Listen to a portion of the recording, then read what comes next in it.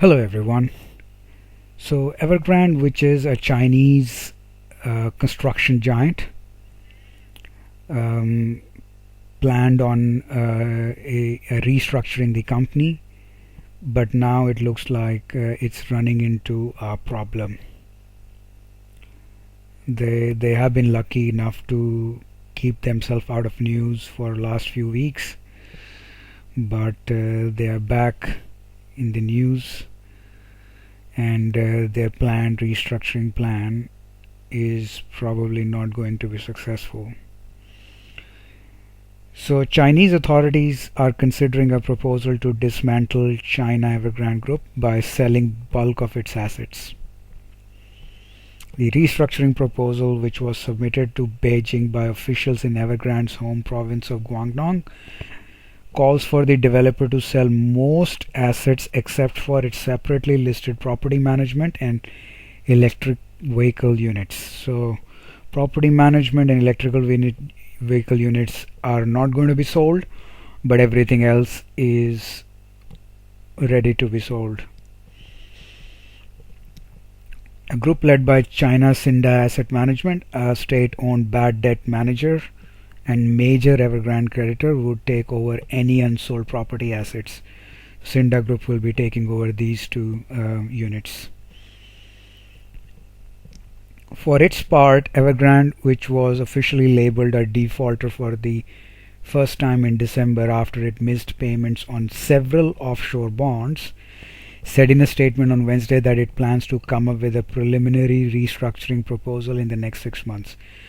So what was just mentioned up above, that the everything is going to be sold excluding those two units, detailed plan around what all assets are there, how they're going to be sold, and so on and so forth. The details will be coming in the next 6 months. Amusingly, it earlier urged offshore bondholders not to adopt aggressive legal actions over repayments after an ad hoc group of holders said the company failed to substantiatively engage with it over restructuring efforts. So it looks like few bondholders are not happy, especially the offshore bondholders, and they have grouped together and have made some noise, to which Evergrande is not happy, and they are trying to basically convince them that let's not take the approach of legal actions. And this is where the restructuring process gets a bizarre twist, because while China is seeking to quietly pursue a straightforward, if lengthy liquidation, some of the creditors have found creative loopholes to avoid getting pennies on the dollars. So and this is where Oaktree is coming in picture. One of them is debt investing giant Oaktree Capital, which according to FT has scooped plan to restructure Evergrande's $20 billion of offshore debts by seizing a vast Hong Kong plot where the property developer's chair had intended to build a Versailles-like mansion. So Oaktree is basically thrown a monkey wrench by attaching this Hong Kong property, or seizing actually this Hong Kong property. Los Angeles based Oaktree this week moved to seize control of the asset known by insiders as Project Castle after Evergrande defaulted on a loan against which the $158 billion asset manager had security. So Oaktree is not happy that they didn't get paid for their bonds, either interest or even maybe the principal amount, and they have now seized the control of the asset. 2.2 million square feet project was to be a crucial piece of collateral in a planned restructuring of Evergrande's giant offshore debt load, but the plan is now in turmoil after Oaktree appointed a receiver in hopes of seizing the real estate. Project Castle was set to form a significant chunk of assets that would facilitate the restructuring of companies' offshore debt. So with $300 billion of debt, the restructuring would also have to, make sure that uh, all those wealth management product holders are either paid off, or there is enough money to continue building the existing projects if they are midway, or even if not midway, to start them and complete them, as long as the investor have given money to the Evergrande in the past. So you don't want to those investors who purchase those property, or wealth management product owners, to be holding the bag. And this is where these sort of plots and assets comes in play, because if there is a perceived value towards these assets, then they can be sold to get some money, so and pay off certain people or finish certain projects. I guess that was the idea, but now Oaktree, if they are seizing the property, they would not be in a position to actually use at least this property to use for any restructuring. Evergrande has got the offshore bondholders to stop making noise on the basis there is a restructuring process coming soon, said this person.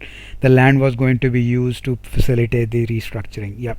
So this land was supposed to be used as a collateral for restructuring, and possibly collateral for getting loans, brand new loans from banks, to again make the wealth management product holders whole, or even to finish the construction projects.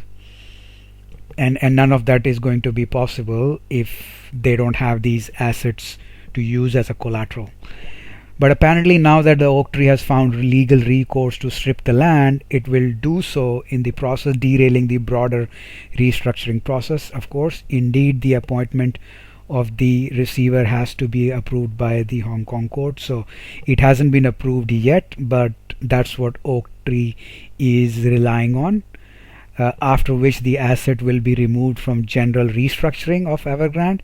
So yeah, it will be taken out of their restructuring process. Of course, without the property, the value of estate would collapse dramatically. So it seems this particular property is key to the estate of assets that will be used for restructuring. Yeah, I mean, if indeed this goes through, it's probably good for the offshore bondholders.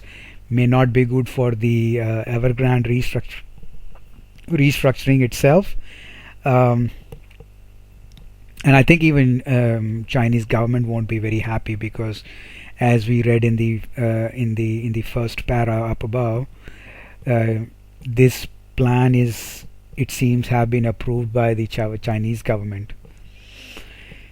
Anyway, continuing, it remains to be seen how smooth this process will be when Oaktree directly and transparently challenges the supremacy of China's own interest on China territory. Yep, that's what I just said. So China is not going to be happy, and if Oaktree is successful, it will be pretty humiliating for Chinese government. Needless to say, an outcome favoring Oaktree would be viewed as humiliating for Beijing, would have tremendous consequences for China. It would be significant consequences, not just in terms of humiliation for the government. I mean, that's just ego. But the real humiliation is that if Evergrande fails, then somewhere around, if I'm not mistaken, 1.2 million people are associated directly or indirectly with Evergrande, whether it is people working directly for Evergrande or people who have bought wealth management products, or people who have bought properties, apartments or houses from Evergrande. So somewhere around 1.2 million people are going to be impacted, and that is the main problem. By the way, it was reported the value of this single property is about 1 billion. So yeah, it's pretty hefty chunk. If the potential Hong Kong scandal wasn't enough, the oak tree also has a secured loan to a sprawling tourism resort on the Yellow Sea coast called Venice that would allow it to take control of the land in the event of default. So if Evergrande indeed or this property indeed defaults, then Oak Tree will be able to take ownership of it, control of it. So it's not just the Project Castle or Versailles, it's this property as well. That said, while a protracted legal fight in Hong Kong is one thing, challenging Evergrande on the ground in mainland China would seem like an impossible task.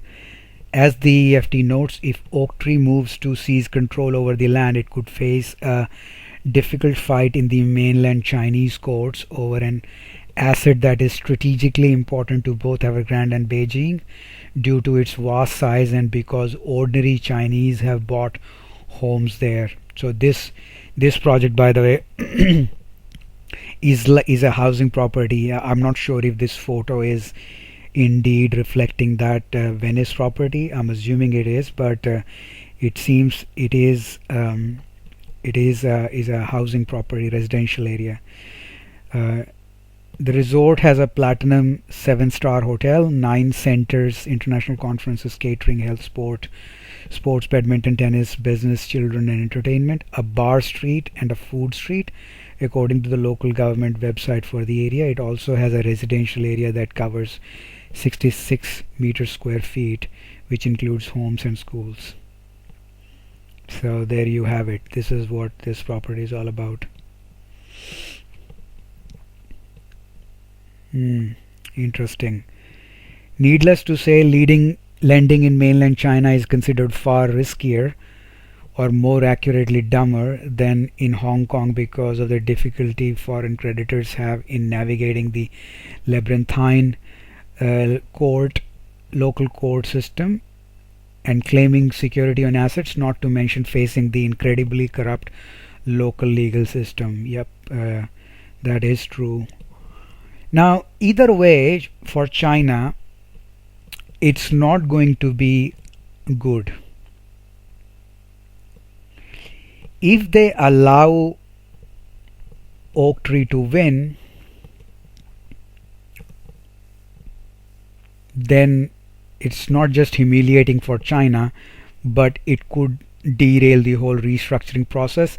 And if restructuring for Evergrande fails, then it has even more significant consequences around the housing market in China, because it's not just the Evergrande that is in this doo-doo, but many other these construction behemoths are near the verge of collapse. So it has, and by the way, around 30% of Chinese GDP is tied to directly indirectly to housing or construction only. So it has serious consequences. But what they if the rulings in Hong Kong courts and even on the mainland China goes in favor of Oak Tree, then the positive effect is that China will be treated as land of rule of law. Contracts are honored, and foreign creditors would be willing to invest there going forward. Now that's positive. On the flip side, if China doesn't honor these contracts and straight away says, you know what, finger to you guys, we're gonna do whatever we like, then